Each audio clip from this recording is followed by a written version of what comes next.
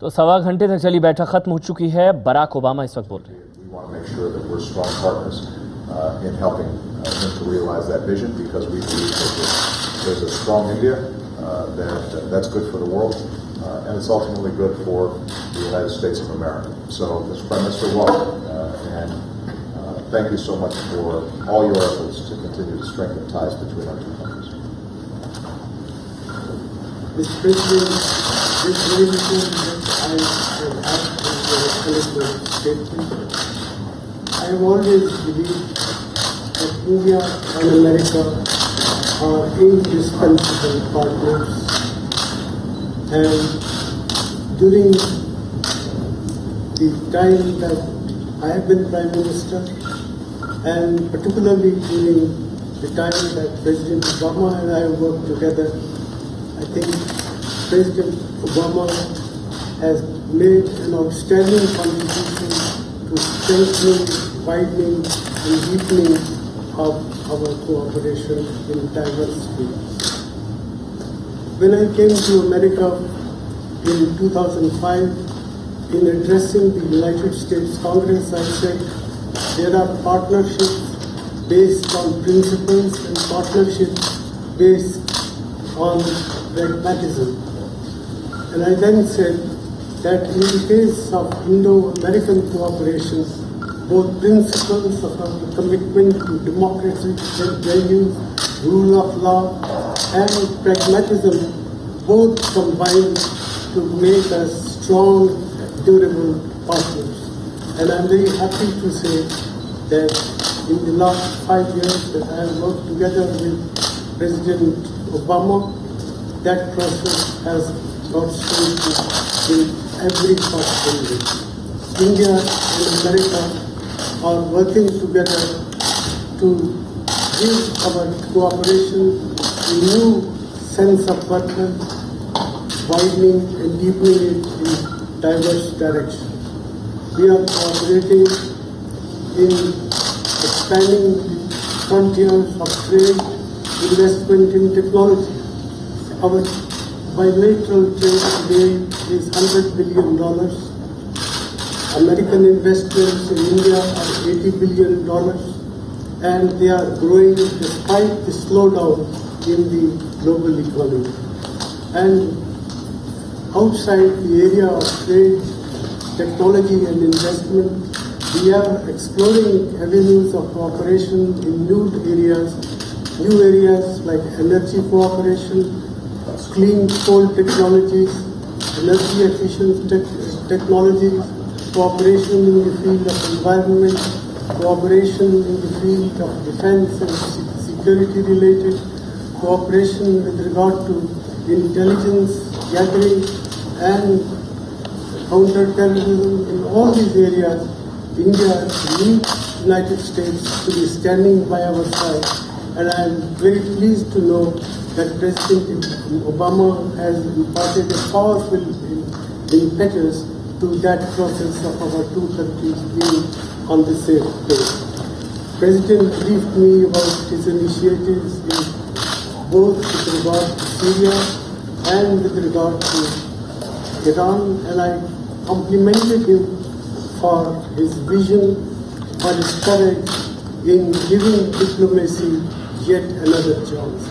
India fully supports these initiatives because 6 million Indians live in West Asia and the Middle East. They earn their livelihood there, which is an important source of sustaining our balance of payments.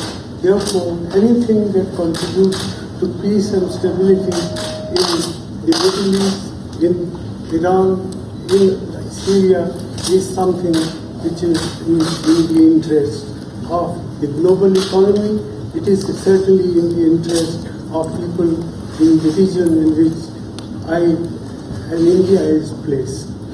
We have also discussed our relations and our approach to dealing with Afghanistan and Pakistan. I explained to President Obama the difficulties that we face given the fact that the epicenter of terror still remains focused in Pakistan. And I look forward to meeting with President Nawaz Sharif, even though the expectations have to be toned down given the terror arm which is still active in our subcontinent. Overall, I have come here to thank President Obama for all that he has done to strengthen, to widen and deepen cooperation between our two countries. I explained to the President that India is a poor country. Our basic task is to improve the standard of living of our people, to get rid of mass poverty, ignorance and disease, which still afflict millions and millions of our people. And in that struggle, we want America to stand by our side, and in the President of the United States as a leader who realizes and recognizes the contribution that a resurgent India can make, not only to fighting poverty, but also to global peace and prosperity. Mr. President, thank you guys. Right out that door. Thanks, guys. Thank you. Here we go. Thank you, guys. Thank you. Thank you. Guys, we're running out. Thank you.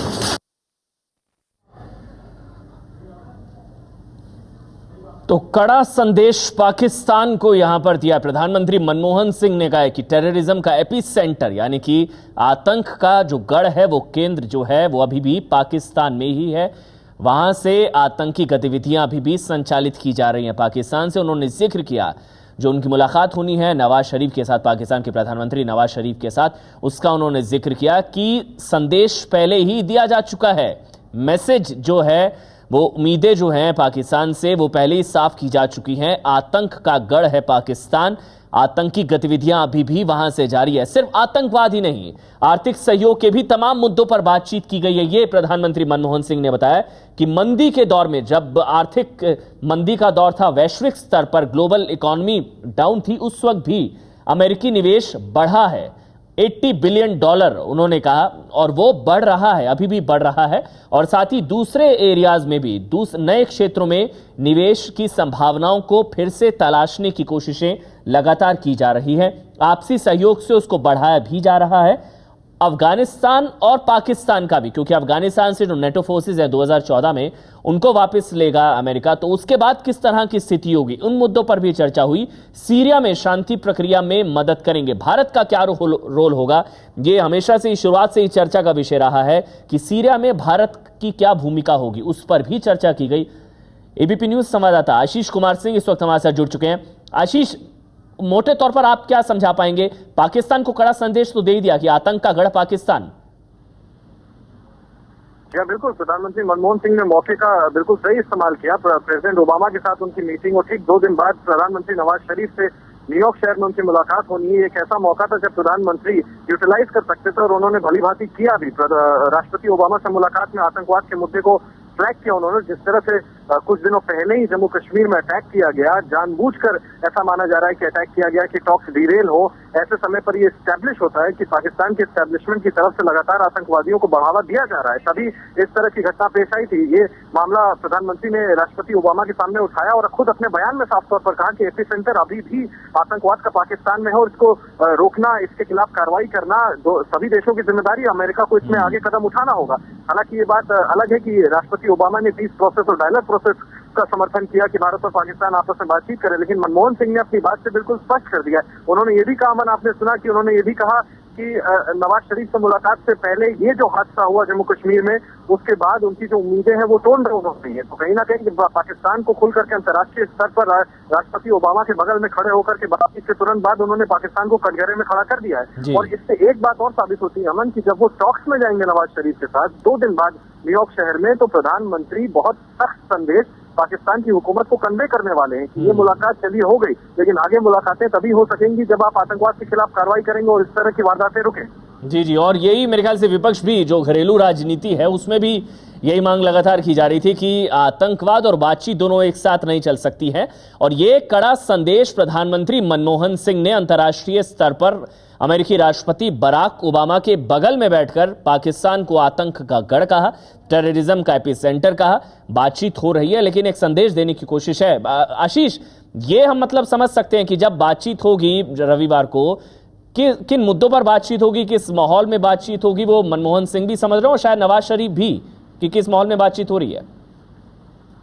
जी हाँ, बिल्कुल। अगर आपको याद हो, दो दिन पहले जब न्यूयॉर्क शहर में हमने नवाज शरीफ से सवाल पूछा था कि आपकी डॉक्टर मनमोहन सिंह से मुलाकात होनी है, क्या कुछ एक्सपेक्टेशन है, तो उन्होंने खुशी जाहिर की थी और क्या था, 99 में जो घटनाएं हुई थी उससे बाहर निकालने की कोशिश करूंगा। भली भांति नवाज शरीफ समझ रहे हैं कि कितने कॉम्प्लिकेशन है इस रिलेशन में, और कुछ दिनों पहले जिस तरह से लगातार सरहद पर, सीमा पर वायलेशन किए हैं पाकिस्तानी आर्मी ने, और साथ में सपोर्ट किया पाकिस्तान के आतंकवादी गुटों को कि भारतीय सैनिकों को निशाना बनाए। नवाज शरीफ अच्छी तरह समझ सकते हैं कि मुलाकात एक्सचेंज ऑफ प्रेजेंटरीज नहीं होनी है। मनमोहन सिंह का जो वहां पर रुख रहेगा वो बहुत सख्त रहने वाला, और सख्त तौर पर वो ये साफ तौर पर कहेंगे कि नवाज शरीफ, ठीक है रिजीम बदल गई है, नवाज शरीफ अब नए प्रधानमंत्री है, लेकिन बातचीत का सिलसिला आगे तभी बढ़ सकता है जब इन चीजों पर कमांड करें।